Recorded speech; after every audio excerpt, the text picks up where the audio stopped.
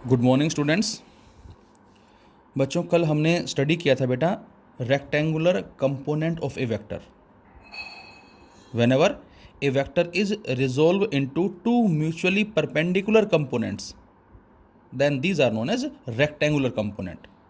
और ये हमने 2D के बारे में बात की थी, 2 डायमेंशन के बारे में बात की थी, जिसमें हमें एक एक्स वाई प्लेन लेके चले थे और इसमें हमने कोई वेक्टर जो है वो ड्रॉ किया था, say A vector, and this vector makes an angle theta with the X axis. तो इस ए का जो एक्स में कंपोनेंट था उसको हमने बेटा नाम दिया था किसका, ए एक्स का नाम दिया था, और वाई में उसको हमने ए वाई का नाम दिया था, जिसको हमने इस फॉर्म में लिखा था, A vector equal to A X vector plus A Y vector. और जो वेक्टर है वो मैग्नीट्यूड इनटू डायरेक्शन के बराबर है, तो ए एक्स वेक्टर को हमने A X magnitude into I cap direction से रिप्लेस किया, और ए वाई वेक्टर को A Y magnitude into J cap direction से रिप्लेस किया था। और फिर हमने एग्जाम्पल लिया था कि यदि हमें वैल्यूज़ गिवन है से 1 2 3 along x axis as well as y axis, और कोई पॉइंट पी दे दें हमें जिसका ओरिजिन से जो पोजीशन वेक्टर है वो ए है, और इस पी के जो कोऑर्डिनेट्स यदि 3 और 6 हैं, जैसा कि हमने कल बात की थी बेटा, तो उस केस में हम वेक्टर ए को लिख सकते हैं 3i + 6j। ये वेक्टर ए हमें इस पॉइंट पी की एग्जैक्ट पोजीशन बता रहा है, और इसीलिए इसको हमने पोजीशन वेक्टर का नाम दिया था, दैट इज़ 3i + 6j। तो यहाँ जो 3 है बेटा ये क्या है, ए एक्स है, और 6 क्या है, ये ए वाई है। तो ये ही हमारे कंपोनेंट्स कहलाते हैं। लेकिन यहाँ तो आपने तुरंत आंसर दे दिया इन पॉइंट्स के बिहाफ पे, लेकिन आगे जो क्वेश्चंस मिलेंगे बेटा हमें, वहाँ हमें पॉइंट्स गिवन ना हो के ये एंगल गिवन होगा, और इस एंगल से हमें डिटरमाइन करना होगा कि इस तरफ जो वैल्यू है वो क्या होगी और इस तरफ वैल्यू जो है वो क्या होगी, और अब हम बता सकते हैं कि इस पी के जो कोऑर्डिनेट्स हैं वो क्या होंगे। तो ये हमने बात कर ली थी, जिसमें ए एक्स आया था ए कोस थीटा और ए वाई आया था A sine theta, using simple concept जो आपने पढ़ा है पंडित बद्री प्रसाद हर हर बोले वाला, इस राइट एंगल ट्राइंगल से P/H, P दिस साइड जो कि MP है अपॉन दिस साइड, तो ये साइड अपॉन ये साइड साइन थीटा आई थी, तो ये साइड क्या आ जाएगी, ये इनटू साइन थीटा। तो ये ए साइन थीटा और ए कोस थीटा हमें कल मिल गए थे यहाँ से। और फिर इसके बाद बच्चों हम डिस्कस कर रहे थे इसके ऊपर बेस्ड कुछ क्वेश्चंस के बारे में, जिसमें हमने क्वेश्चन लिया था फर्स्ट कि यदि किसी इनक्लाइन प्लेन पे कोई ऑब्जेक्ट रखा हुआ है और हमें इसके वेट को रिजोल्व करना है कंपोनेंट्स में using the concept of rectangular component of a vector. ये सारे क्वेश्चंस हमें आगे मिलेंगे बच्चों। तो बेटा ये हमने दैट इज़ वेट माना, और ये जो एंगल है दिस इज थीटा।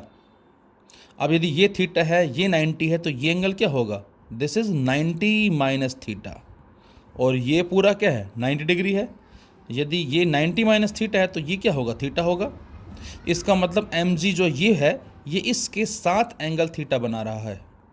तो इस mg का इस तरफ कंपोनेंट क्या था बेटा, mg कोस थीटा, और इस तरफ क्या था, mg साइन थीटा। इसी तरह से आपसे कहा जाए क्या कि फोर्स जो है वो अप्लाई हो रहा है 15 newton, and this force makes an angle 30 degree with the horizontal, then find out its component. तो हमें इसके कंपोनेंट्स फाइंड आउट करने हैं। तो बच्चों इसका जो एफ एक्स जो एक्स में कंपोनेंट होगा वो क्या होगा बेटा, तो आंसर है एफ कोस थीटा। जो भी ये है वो, और जो भी एंगल है, जिस तरफ एंगल है जिसके साथ एंगल है उधर उसका कोसाइन कंपोनेंट और दूसरी तरफ उसका साइन कंपोनेंट। तो यहाँ आ जाएगा एफ कोस 30, इधर आ जाएगा एफ साइन 30। अब एफ कितना है 15, और कोस 30 दैट इज √3/2। इसको हम सोल्व कर लेंगे। एफ 15 साइन 30 इज 1/2, तो 15/2। तो इस तरह से हम इस पॉइंट के कोऑर्डिनेट्स जो बता सकते हैं, या ये कहें हमें इस एफ की वैल्यू एक्स में और वाई में जो है वो पता लग गई, कंपोनेंट्स पता लग गए। अच्छा, इसी क्वेश्चन में यदि ये एरो इस तरफ ना हो के ये एरो ऐसे होता तो बेटा, तो आंसर है रिजल्ट सेम होता, बस फ़र्क किस बात का है, एफ कोस थीटा और एफ साइन थीटा की जो डायरेक्शन है वो पहले से अपोजिट होती है। मतलब पहले यदि डायरेक्शन ये वाली है इस तरह से, तो इस बार जो डायरेक्शन है वो इस तरफ हो जाएगी, इसके हिसाब से ये इसका मीनिंग होगा। और देखें ज़रा एग्जाम्पल, आपसे कह रहा है कि हमारे पास दो पोल्स हैं इस तरह से, और इनके बीच में एक स्ट्रिंग है, और इस रस्सी से कोई इंसान या कोई आदमी जो है बेटा वो लटका हुआ है। ए पर्सन इज सस्पेंडेड, जो यहाँ पर सस्पेंड हुआ है, और ये एंगल जो है सपोज θ1 है, और ये एंगल सपोज क्या है θ2 है, और इसका वेट भी हमें दे रखा है सपोज 500 न्यूटन। तो बताएं आप इसमें किस तरह से टेंशन्स को फाइंड आउट करेंगे।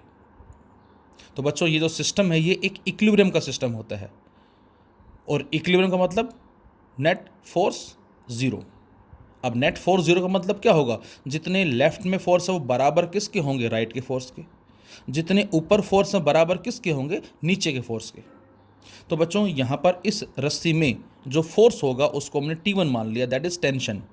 और ये भी आपको बताया था जब कभी रस्सी टाइट होती है और उसमें जो फोर्स काम करता है उसको बेटा हम टेंशन बोलते हैं। The state of being stretch, stretching का आ जाना, दैट इज टेंशन। अब ये टेंशन है बेटा इधर, और दूसरी रस्सी में ये टेंशन हो गई से T2।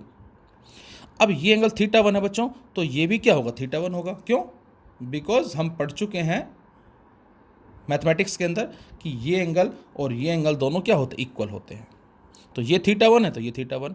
अब जरा ध्यान से देखें, ये टेंशन T1 है, दिस वन, ये टेंशन जो है बेटा ये T1 है, और ये एंगल कितना है बच्चों, θ1 है। अब मैं आपसे कहूँ इस T1 को रिजोल्व करो, तो अब आप बताएंगे कि सर T1 जो है इस तरफ जो कंपोनेंट होगा इसका, क्योंकि ये θ1 इसके साथ बना रही है, तो वो कहलाएगा T1 cos θ1, और ऊपर कितना आएगा T1 sin θ1, और वही मैंने डायग्राम में दिखाया है। सिमिलरली ये θ2 है तो बच्चों ये भी θ2 होगा, सेम इसी कॉन्सेप्ट से। अब ये T2 है तो इधर क्या आएगा, T2 cos θ2, और ऊपर क्या आएगा T2 sin θ2। तो इसका मतलब क्या हुआ, ऊपर फोर्स आ गया ये, इन दोनों का सम क्यों होगा, क्योंकि दोनों फोर्स सेम डायरेक्शन में है बच्चों, ये दोनों एड अप होके इसके बराबर हो जाएंगे। ये हमारा हो गया इक्विलिब्रियम का कॉन्सेप्ट। और साथ साथ इस तरफ जो फोर्स है दैट इज T2 cos θ2, ये बराबर किसके होगा, T1 cos θ1 के बराबर होगा। तो ऐसे न्यूमेरिकल्स में हम क्या करेंगे, वर्टिकल ऊपर की तरफ जो फोर्स है उसको नीचे वाले से कंपेयर करेंगे, और लेफ्ट वाले को राइट वाले से कंपेयर कर लेंगे, क्योंकि सिस्टम जो हमारा ये एक इक्विलिब्रियम का सिस्टम है, नेट फोर्स इज जीरो। इसी में ही आपसे कहा जाए कि कोई ऑब्जेक्ट है जिसको हमने सस्पेंड किया हुआ है इस तरह से एक स्ट्रिंग की हेल्प से, और उस पर हमने फोर्स अप्लाई किया, तो कितना फोर्स अप्लाई करें ताकि ये ऑब्जेक्ट कुछ यहाँ आ जाए, और वो स्ट्रिंग जो है वर्टिकल के साथ सपोज कोई भी एंगल बनाए, वो हो सकता है 30 डिग्री हो, 45 डिग्री हो, 60 डिग्री हो। भाई हमने फोर्स अप्लाई किया इस पर, और जैसे ही हॉरिजॉन्टल फोर्स लगाएंगे ये इधर जाएगा। तो हम कितना फोर्स लगाएं ताकि ये एंगल जो है सपोज 45 डिग्री हो जाए या 30 डिग्री हो जाए, कोई भी एंगल गिवन हो सकता है आपको। तो इसको हमने क्या मान लिया, थीटा मान लिया। अब जब इस पर फोर्स लगाएंगे हम हॉरिजॉन्टल डायरेक्शन में ये फोर्स, तो बेटा ये यहाँ आ गया, और जब ये यहाँ पहुँचेगा तो इस पर कौन कौन से फोर्स काम करेंगे बच्चों, पहला फोर्स mg, दूसरा फोर्स F जो हमने अप्लाई किया है, और तीसरा फोर्स रस्सी में जो होगा दैट इज टेंशन। अब यदि ये थीटा है बेटा तो ये भी थीटा होगा, उसी सेम कॉन्सेप्ट से इस तरह से ये एंगल और ये एंगल दोनों इक्वल होते हैं, तो यदि ये थीटा है तो ये भी थीटा होगा। अब इस टेंशन को रिजोल्व करें तो ऊपर कंपोनेंट आएगा इसका T cos थीटा, क्योंकि जिसके साथ एंगल बना रही है उधर उसका कोसाइन कंपोनेंट, और दूसरी तरफ परपेंडिकुलर साइन कंपोनेंट। तो सिस्टम इक्विलिब्रियम में है, तो हम ऐसे क्वेश्चंस में क्या कर सकते हैं बच्चों, T cos थीटा को mg से कंपेयर कर सकते हैं, और T sin थीटा को F से कंपेयर कर सकते हैं, फोर्स से। तो उसके हिसाब से हम आंसर फाइंड आउट कर सकते हैं। नेक्स्ट एग्जांपल में हमें डायरेक्शंस गिवन है नॉर्थ, ईस्ट, वेस्ट, साउथ, और किसी पार्टिकल पे फोर्स लग रहा है कितना, 3√2, किस तरफ, नॉर्थ ईस्ट में से F1। उसी पार्टिकल पे दूसरा फोर्स लग रहा है कितना, 6√2 F2, किस तरफ, साउथ ईस्ट। इसी पार्टिकल पे तीसरा फोर्स लग रहा है कितना, √2 F3, किधर, नॉर्थ वेस्ट। तो अब आपसे कहा जाए कि ये बताओ कि रिजल्टेंट फोर्स जो है उसका मैग्नीट्यूड क्या होगा और उसकी डायरेक्शन क्या होगी, क्योंकि हमें नहीं पता कि ये पार्टिकल जाएगा किधर। आंसर होगा ये उधर जाएगा जहाँ पर रिजल्टेंट फोर्स काम करेगा। तो बच्चों यहाँ पर हमारे पास फोर्स कितने हैं, 3 फोर्स हैं, 1 2 3। हमने बात की थी स्टार्टिंग में कि फोर्स चाहे 2 हो, चाहे 3 हो, चाहे 10 हो, चाहे 50 हो, उन सभी को सोल्व करके हमारा एक जो है वो रिजल्टेंट फोर्स होगा। अब हमें ये भी मालूम है नॉर्थ ईस्ट का मतलब एग्जैक्ट ये एंगल 45 डिग्री होगा, साउथ ईस्ट 45, कोई भी आप ले सकते हैं क्योंकि दोनों 45 है और ये भी 45। तो बेटा इसको F1 नाम दिया, इसको F2 का नाम दिया, इसको F3 का नाम दिया। और मैं अब आपसे कहूँ कि बेटा बच्चों इन फोर्सेस को रिजोल्व करो कंपोनेंट्स में, तो अब आप बताएंगे मुझे क्या कि यदि ये 3√2 है तो बेटा इस 3√2 का इस तरफ कंपोनेंट क्या आएगा, 3√2 cos 45, और ऊपर क्या आएगा 3√2 sin 45। बोलो अब cos 45 1/√2 होता है और ये √2 कट जाएंगे दोनों, तो इसका मतलब इधर फोर्स कितना आ गया, 3 आ गया। ऊपर भी कितना आएगा, ऊपर भी 3 आएगा क्योंकि sin 45 भी 1/√2 जो इससे कट जाएगा। तो इसका मतलब इधर भी फोर्स 3, इधर भी फोर्स 3। ये तो हो गया इसके रेस्पेक्ट में। अब 6√2 को भी रिजोल्व करें, तो ये 6√2 है, इसका इधर कंपोनेंट क्या आएगा 6√2 cos 45, और नीचे की तरफ क्या आएगा 6√2 sin 45। नीचे क्यों आएगा, क्योंकि म्यूचुअली परपेंडिकुलर है, इस तरफ है तो एक इधर एक इधर, ये इस तरफ था तो एक इधर और एक इधर, ये इस तरफ है तो एक इधर आएगा और एक इधर आएगा, ये दोनों परपेंडिकुलर इस तरह से। अब 6√2 cos 45 अगेन सोल्व करते हैं तो ये cos 45 इससे कट जाएगा √2 से, 6 आ गया, और नीचे भी कितना आ गया 6। और इसी तरह से बच्चों इस √2 को रिजोल्व करें तो इधर आएगा √2 cos 45 और इस तरफ √2 sin 45, और अगेन ये इससे कट के 1 आ गया, ये इससे कट के 1 आ गया। तो इसका मतलब ये हुआ कि ईस्ट की तरफ टोटल फोर्स कितना है बेटा, ध्यान से देखें, 3 इसका है, 6 इसका है, टोटल इज 9। 9 हमने क्यों लिखा, दोनों को ऐड कर दिया। ऐड क्यों कर दिया, क्योंकि दोनों फोर्स पैरेलल हैं, और जब कभी दो फोर्सेज या दो वेक्टर पैरेलल होते हैं तो एंगल 0 होता है उनके बीच में। और ऐसे केस में जो हम रिजल्टेंट लेते हैं वो लेते हैं R बराबर A+B, जो हम बात कर चुके हैं पहले। तो इन दोनों को हमने जोड़ दिया। नीचे फोर्स कितना है, 6 है, ऊपर कितना है, तो बेटा 3 इसका है और 1 इसका है, 4 ऊपर हो गया, और वेस्ट में कितना है, ओनली 1। तो ये 4 फोर्सेज आ गए। अब मैं आपसे कहूँ ईस्ट में है 9 और वेस्ट में 1, दोनों में एंगल कितना है 180 डिग्री इन दोनों में। और जब एंगल 180 डिग्री होता है तो उस केस में अब आप सोचें कि रिजल्टेंट क्या होता है A-B, इसका मतलब 9 - 1 दैट इज़ 8। अब 8 ईस्ट की तरफ होगा या वेस्ट की तरफ होगा, तो आंसर है जिसका फोर्स ज़्यादा होगा उसकी तरफ होगा। तो इसका मतलब 8 जो फोर्स आया वो किस तरफ आ गया, ईस्ट में आ गया। नीचे 6 है, ऊपर 4 है, आप दोनों का रिजल्टेंट 6 - 4 दैट इज़ 2 किस तरफ होगा, नीचे, कारण नीचे फोर्स ज़्यादा है। तो बेटा एक फोर्स आ गया ये, एक फोर्स आ गया ये। अब दोनों क्या हैं, परपेंडिकुलर। अब यदि दोनों परपेंडिकुलर हैं तो 8 का और 2 का रिजल्टेंट क्या आएगा, 2 का स्क्वायर प्लस 8 का square plus 2 into A/B cos 90 और उस सारे का अंडर रूट, cos 90 0। तो 2 का स्क्वायर 4, 8 का स्क्वायर 64 दैट इज़ √68 आंसर आ जाएगा इसका। ये हमारा आ गया रिजल्टेंट फोर्स, इसका मतलब ये लगेगा फोर्स, तो पार्टिकल इस तरफ जाएगा, ये इस बात का मतलब है। और डायरेक्शन फाइंड आउट करने के लिए क्या करें बच्चों, tan बीटा निकालें हम। tan बीटा मतलब ये हमने बीटा मान लिया which is perpendicular upon base, तो परपेंडिकुलर टू बेस 8 1/4 या बीटा बराबर tan इनवर्स 1/4 भी हम लिख सकते हैं। तो इस तरह से हम फाइंड आउट करते हैं rectangular component of a vector पे बेस्ड क्वेश्चंस। और देखें जरा, आपको डायग्राम दे रखा कह रहे हैं आपसे find the horizontal and vertical component of A 50 Newton force that is 30 degree above the horizontal. एक फोर्स लग रहा है बच्चों 50 न्यूटन, हॉरिजॉन्टल से ऊपर 30 डिग्री पे लग रहा है। इसके हॉरिजॉन्टल और वर्टिकल जो है कंपोनेंट्स वो फाइंड आउट करने हैं, तो ये आप सोल्व कर सकते हैं। ये फोर्स F है तो इधर क्या आएगा F cos थीटा, इधर क्या आएगा F sin थीटा। फोर्स की जगह यदि वेलोसिटी होती v तो हम बोलते v cos theta v sin theta. v की जगह मोमेंटम होता p तो ये p cos theta p sin theta. बस हमें हमारा काम तो ये चेक करना है कि वो वेक्टर जो है वो किस ब्रांच के साथ एंगल बना रहा है। जिसके साथ एंगल होगा बच्चों, मैं फिर बोल रहा हूँ, उधर उसका कोसाइन कंपोनेंट, और दूसरी तरफ साइन कंपोनेंट। तो एफ एक्स एफ कोस 30, अब एफ हमें दे रखा है 50 न्यूटन, तो 50 इंटू कोस 30 √3/2, 25 √3 आंसर आ गया इसका। And f sine 30 is f 50 sine 30 1/2, 25 newton. तो ये एक्स आ गया बेटा, ये वाई आ गया, तो ये 25 √3 इंटू आई कैप, ये एफ एक्स आई आ गया, प्लस 25 इंटू जे कैप, और ये हमारे पास क्या आ गए, इस पॉइंट के बता सकते हैं आप कोऑर्डिनेट्स भी आ गए, इससे ऐसे भी हम बोल सकते हैं। तो बच्चों ये हमारे कहलाते हैं। इसके अलावा और भी काफ़ी अच्छी अच्छी प्रॉब्लम्स जो हैं वो हम आगे सॉल्व भी करेंगे। फिलहाल हम छोटी सी एप्लीकेशन लेते हैं ज़रा, that is application of resolution of vector. ये अक्सर एग्जाम में हम डाल देते हैं 2 या 3 नंबर के अंदर विद न्यूमेरिकल्स। तो बच्चों रेक्टेंगुलर कंपोनेंट की सारी एप्लीकेशन से हम स्टडी कर रहे हैं।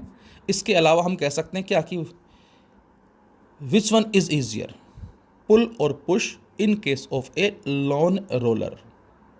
एक लोन है जिसमें एक रोलर खड़ा हुआ है और आपको मालूम है कि हम उसको पुल भी करते हैं पुश भी करते हैं, लेकिन आपसे ये पूछा जाए कि बेटा उसको पुल करना आसान होगा या पुश करना आसान होगा, तो एक बार इसको पढ़ने से पहले ज़रा सोचें आप कि हमारे लिए पुल जो है वो ईजियर होता है या पुश ईजियर होता है। हो सकता है कोई बच्चा आंसर दे सर पुल जो है वो आसान है, और हो सकता है कोई बच्चा आंसर दे कि सर पुश जो है वो आसान होता है। तो हमें नहीं पता, हम यहाँ से पता करेंगे कि which one is easier and why, और उसका रीज़न क्या होगा। तो बेटा हमने लिया case first, in case of pulling the roller, और फिलहाल मैंने लिख भी दिया यहाँ, it is easier to pull. Pull जो है बेटा वो आसान होता है a lawn roller as compare to push. Pull करना उसको आसान होता है, क्यों होता है ज़रा देखें हम। तो इसके लिए हमने एक लॉन रोलर कंसिडर किया, आपने देखा होगा इस तरह से होता है रोलर, और इसमें एक डंडा सा लगा होता है जिसके थ्रू हम फोर्स अप्लाई करते हैं। तो बेटा पुल का मतलब क्या है, खींचना, तो इसमें फोर्स ऐसे लग रहा है इस तरह से, और पुश का मतलब क्या होता है, धक्का देना, इस तरफ फोर्स लगाएंगे, अंदर की तरफ लगाएंगे ऐसे। तो पुल ये हो गया, पुश ये हो गया, ये आपको अच्छे से पता है। अब बच्चों ये इसका वेट है, किसका, रोलर का वेट है, और यहाँ से हमने फोर्स अप्लाई किया, और हमने एज्यूम किया बच्चों कि ये जो फोर्स है ये हॉरिजॉन्टल के साथ थीटा एंगल बना रहा है। अब मैं आपसे कहूँ इस फोर्स को रिजोल्व करो, तो आप बताएंगे कि सर इधर जो कंपोनेंट होगा फोर्स का वो एफ कोस थीटा होगा, और ऊपर जो कंपोनेंट होगा वो एफ साइन थीटा होगा। अब इस रोलर को इधर कौन ले जा रहा है, एफ कोस थीटा, लेकिन बच्चों हम आगे पढ़ेंगे फ्रिक्शन, ऑब्जेक्ट के मोशन को अपोज कौन करता है, फ्रिक्शन। तो इसका मतलब यदि एफ कोस थीटा की वैल्यू फ्रिक्शन से ज़्यादा है तो आगे जाएगा, अदरवाइज ये आगे नहीं जाएगा। तो हमने यही लिखा है, if f cos theta is greater than f r and this f r is the frictional force, then the roller moves. अच्छा अब यहाँ इधर देखें, इस तरफ W ऊपर एफ साइन थीटा, तो बेटा यहाँ पर जो नेट इफेक्टिव वेट होगा, वेट की बात करें तब तो है ये, लेकिन इस वेट के अपोजिट भी एक फोर्स काम कर रहा है, तो इसको बोलेंगे हम net effective weight of roller. कितना होगा, तो आंसर है दोनों एंटी पैरेलल हैं, तो यहाँ लिखेंगे W minus F sine theta.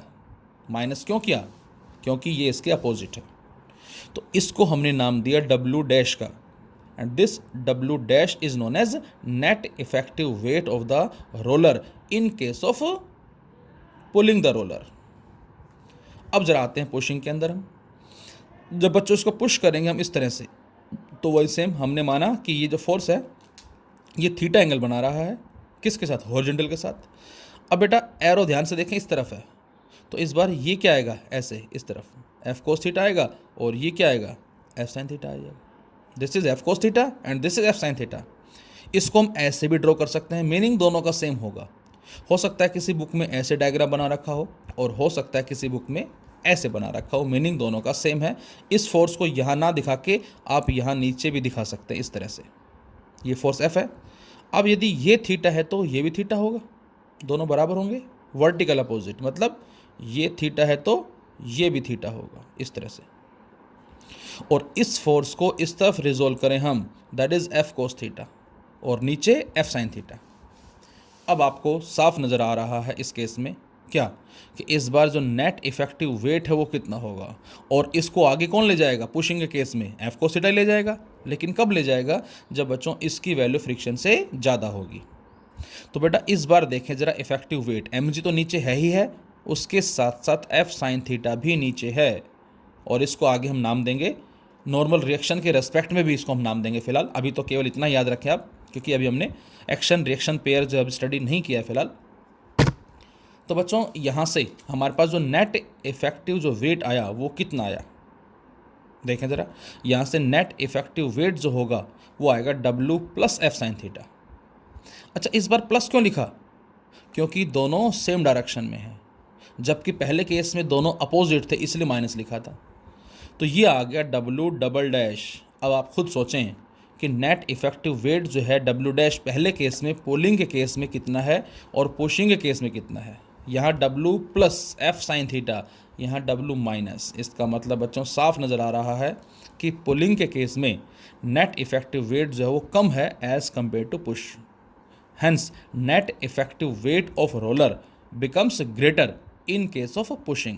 Pushing के केस में नेट इफेक्टिव वेट ज़्यादा है। अब उसको चलाने के लिए क्या करना पड़ेगा? ज़्यादा फोर्स अप्लाई करना पड़ेगा, ज़्यादा मशक्क़त करनी पड़ेगी, और इसीलिए हमने कह दिया क्या कि पुल जो है बेटा वो ईजियर है एज कंपेयर टू पुश।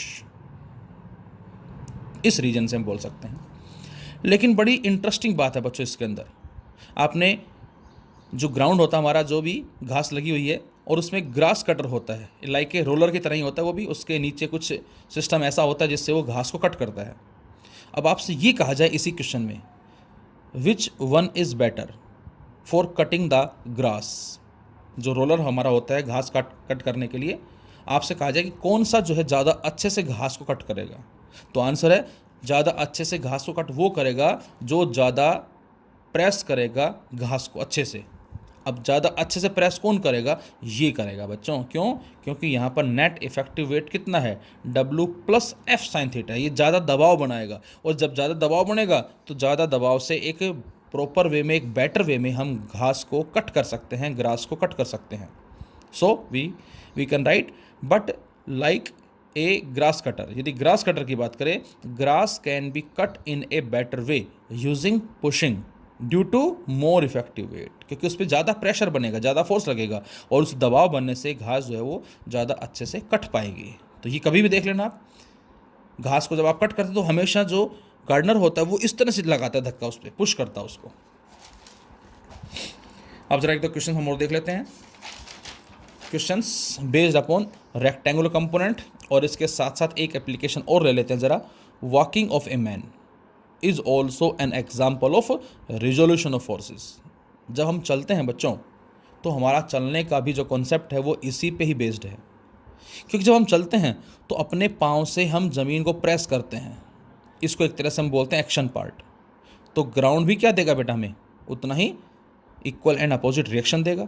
अच्छा, जो बालू मिट्टी होती है या जो दलदल टाइप में होता है, कीचड़ टाइप में होता है, वहाँ नहीं चल पाते, कारण वहाँ एक्शन ज़्यादा होता है और उसके कॉरस्पॉन्डिंग प्रॉपर रिएक्शन नहीं मिल पाता, और उसकी वजह से हमारे पाँव उसमें धंसते चले जाते हैं, अंदर चले जाते हैं। तो ये इक्वल एंड अपोजिट होना चाहिए according to Newton third law of motion. तो जैसे हम फोर्स अप्लाई करेंगे ग्राउंड पे, ground equal and opposite force लगाएगा हमारे ऊपर, जिसको आगे हम नॉर्मल रिएक्शन का भी नाम देंगे, जिसको R या NR से रिप्रेजेंट किया गया है। And suppose this is angle theta, so this is also theta. अब बेटा इस R को रिजोल्व करें तो इधर आएगा R cos थीटा, इधर क्या आएगा साइन थीटा, और आपको साफ पता लग रहा है कि हमें आगे कौन ले जा रहा है? R cos theta. कब? जब इसकी वैल्यू फ्रिक्शन से ज़्यादा होगी। तो ये भी हमारा एग्जाम्पल है, walking of a man is also an example of resolution of forces. अब हमने क्वेश्चन लिया, इस क्वेश्चन में एक रस्सी हमें नज़र आ रही है, ये a rope is stretched between two poles, दो पोल के बीच में रस्सी को स्ट्रेच किया गया है। ए बॉडी और a person having wait 15 Newton Hanks from it, और कुछ इस तरह से हमने एक बॉडी को या किसी पर्सन को, जब भी पीछे लिया था हमने, उसी तरह का डायग्राम है, हैंग किया हुआ है, लटकाया हुआ है, 50 न्यूटन इसका वेट हो गया। Find the tension in the two parts of rope, इन रस्सियों के दोनों पार्ट में जो टेंशन वो कितनी होगी। तो इसको आई थिंक मैं समझता हूँ बड़े इजी वे में आप कर सकते हैं, एक बार मैं बता देता हूँ फिर भी आपको। बच्चों ये T1 है, ये T2 है और ये W है, तीन फोर्सेस लग रहे हैं। ये एंगल कितना है? 30 डिग्री। ये कितना है? 15 डिग्री। अब 15 की वैल्यू हमें नहीं पता, अभी ज़रा बात करते हैं इसके बारे में भी हम। तो बेटा यहाँ पर ये तो W हो गया, ये टेंशन T1 है। अब यदि बच्चों ये 30 डिग्री है तो ये भी क्या होगा, 30 डिग्री होगा दोनों। और इस T1 को इधर रिजोल्व करो, T1 cos 30, ऊपर रिजोल्व करें T1 sin 30, ये आ गए T1 के कंपोनेंट। इसी तरह से बेटा ये T2 है इस तरफ, ये एंगल थीटा है दैट इज़ 15 डिग्री, ये भी 15 होगा। तो इस T2 को इधर रिजोल्व करें T2 cos 15, ऊपर रिजोल्व करें T2 sin 15। और ये सिस्टम है किसमें बच्चों, इक्विलिब्रियम के अंदर है, मतलब नेट फोर्स जीरो, क्योंकि इसी ऑब्जेक्टिव फोर्स लग रहे हैं। अब ऐसे क्वेश्चन में मैंने बताया अभी आपको क्या, कि वर्टिकल ऊपर और नीचे जो फोर्सेज उनको बैलेंस करेंगे, बराबर रखेंगे हम, और लेफ्ट राइट में जो फोर्सेज हैं उनको कंपेयर करेंगे हम। तो यहाँ देख सकते हैं अब आप, इस तरफ फोर्स कितना है T1 cos 30, और राइट साइड में कितना है T2 cos 15, क्योंकि फोर्स जीरो है। और जब नेट फोर्स जीरो होता है तो F1 minus F2 equal to zero, इसका मतलब F1 इक्वल टू F2, इसलिए हमने दोनों को बराबर रखा है, because T1 cos 30 minus T2 cos 15 equal to zero. So we can say T1 cos 30 equal to T2 cos 15, T1 cos 30 √3/2 T2।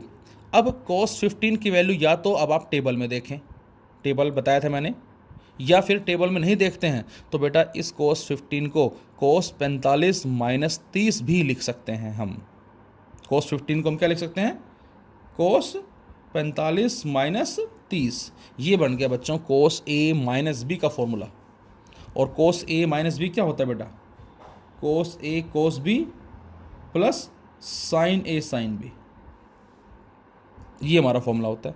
मतलब माइनस में प्लस आता है और प्लस में माइनस आता है। अब cos A that is cos 45 cos 30 plus sin 45 sin 30, इससे आप सोल्व कर सकते हैं, एक ही बात होगी। या डायरेक्ट वैल्यू देख लें जो ये आएगी सोल्व करने के बाद, इसको सोल्व कर लो यही वैल्यू आएगी। तो यहाँ से T1 की वैल्यू हमने सोल्व कर ली, जो आ गई 1.11 इंटू T2। अब दूसरा, इन दोनों का सम जो है वो इसके बराबर होगा, किसका, इन दोनों का sum, T1 sin 30 plus T2 sin 15 equal to W। अब sin 30 हमें पता है, और sin 15 या तो टेबल में देखें या इसको sin 45 माइनस 30 लिख सकते हैं, और ये बन जाएगा sin A minus B, sin A cos B minus cos A sin B का फॉर्मूला। इसको ऐसे भी कर सकते हैं, sin 15 की वैल्यू को देखने के लिए 45 माइनस 30 लिख दें, और ये बन जाएगा sin A cos B minus cos A sin B। इससे भी इसकी वैल्यू को आप सोल्व कर सकते हैं बेटा। और अब यहाँ से T1 जो कि हमने सोल्व किया हुआ है 1.11 T2 यहाँ रख देंगे हम इसको, और sin 30 पता ही है T2, और W हमें दे रखा है। तो बेटा इसको सोल्व करके हम T2 सोल्व कर लेंगे, फाइंड आउट कर लेंगे 62.50, और इस T2 को बच्चों यहाँ रख के 1.11 से मल्टीप्लाई कर देंगे तो T1 आ जाएगा। तो इस तरह से हम T1 T2 की वैल्यू को फाइंड आउट कर सकते हैं। इसी कैटेगरी में एक क्वेश्चन हमने और लिया फिलहाल, इसमें आपसे कह रहा है बेटा determine the horizontal force required to displace a mass of 0.03 kilogram suspended by a string until the string makes an angle 30 degree with the vertical. ये अभी हमने कॉन्सेप्ट लिया था। आपसे कह रहे कोई मास है 0.03 किलोग्राम जिसको सस्पेंड किया हुआ है, उस पर कितना हमने हॉरिजॉन्टल फोर्स लगाए ताकि वो जिस जगह पे आ रहा है उस केस में जो स्ट्रिंग है वो वर्टिकल के साथ 30 डिग्री एंगल बनाए। तो जब बच्चों ये यहाँ पर आएगा तो एक फोर्स लगा ये F, एक फोर्स लगा W, और एक फोर्स लगा ये दैट इज T, टेंशन। और अब आपसे कहा जाए इस टेंशन को रिजोल्व करें इस तरफ, तो आंसर है T cos theta that is T cos 30, क्योंकि ये दोनों एंगल सेम होंगे, और इस तरफ T sin 30। और अब हम इनको बराबर रख सकते हैं बिकॉज इक्विलिब्रियम का कॉन्सेप्ट है। सो T sin 30 is F and T cos 30 बराबर mg, और डिवाइड कर दें बच्चों यहाँ से, तो यहाँ से हमें tan 30 बराबर F बाई mg मिल जाएगा। हमें फिलहाल F निकालना है, तो यहाँ से F आ जाएगा mg tan 30, इसको हम सोल्व कर लेंगे। मास दे रखा है, जी हमें मालूम है, और tan 30 1/√3 सोल्व कर लेंगे बच्चों। इसी में वो आपसे टेंशन भी पूछ सकता है, फाइंड आउट टेंशन। तो आप ऐसा करें, दोनों को स्क्वायर करके ऐड कर दें, या ऐसा कर सकते हैं हम क्या, यहाँ से टेंशन निकालना है तो यहाँ से तो T आ जाएगा mg अपॉन cos 30, मास दे रखा है cos 30 आपको मालूम है टेंशन आ जाएगी। ऐसे क्वेश्चंस में टेंशन भी आपसे पूछ सकता है वो, तो ये हमारे पास आंसर आ जाएगा। बच्चों इसी क्वेश्चन को हम लेमीज थ्योरम से भी सोल्व कर सकते हैं। ये बताया था मैंने आपको कि जब भी कभी एक साथ किसी ऑब्जेक्ट पे 3 फोर्स लगते हैं और वो तीनों का जो कॉन्सेप्ट है वो इक्विलिब्रियम का कॉन्सेप्ट है, नेट फोर्स इज जीरो, तो उस केस में लेमीज थ्योरम क्या कहती है, जो फोर्स लग रहा है ये अपॉन इसके पैरेलल साइड, ये हमने पढ़ा था। नहीं जिसने पढ़ा वो अपना प्रीवियस वीडियो चेक करें, फिर उसके बाद देखें इसको। This force is proportional to its parallel side, इसके पैरेलल साइड कौन सी है, ये वाली साइड है जिसको हमने सी बी का नाम दिया है। और उस प्रोपोर्शनल को हटा के हम जो कांस्टेंट लगाएंगे F equal to constant into C b, तो सी बी नीचे आ जाएगा, तो F by C B equal to M g, ये लग रहा है इसके पैरेलल साइड क्या है बेटा, ओ सी, ओ सी। टी टेंशन इस तरफ लग रही है, इसके पैरेलल साइड बी ओ, इन तीनों का रेशो बराबर होगा। अब डिपेंड करता है क्वेश्चन में क्या पूछा है, उसके हिसाब से हम लेके चलते हैं। फिलहाल मास दे रखा है, फोर्स हमसे पूछा है, इसको छोड़ दो। तो F by C B equal to M G by O C, तो F बराबर क्या आ जाएगा, एम जी इंटू सी बी अपॉन ओ सी। और बच्चों सी बी अपॉन ओ सी इस ट्राइंगल से क्या नज़र आ रहा है आपको, इस ट्राइंगल से हमें tan थीटा नज़र आ रहा है, और ये वही बन गया सेम, दोबारा से वही सेम चीज़ बन गई। अब इसको हम सोल्व कर लेंगे। तो इस तरह से ये हमारी कुछ सिंपल प्रॉब्लम्स थी बेटा, जबकि लॉज ऑफ मोशन में काफ़ी न्यूमेरिकल्स हम स्टडी करेंगे। हमारे इस रेक्टेंगुलर कंपोनेंट पे बड़े ही इंटरेस्टिंग क्वेश्चंस होंगे, और वहाँ थोड़ी सी टिपिकल एडवांस प्रॉब्लम जो है वो भी हम सोल्व करेंगे from HC Verma as well as Arihant. तो अभी इतना आप इसको करें। Thank you.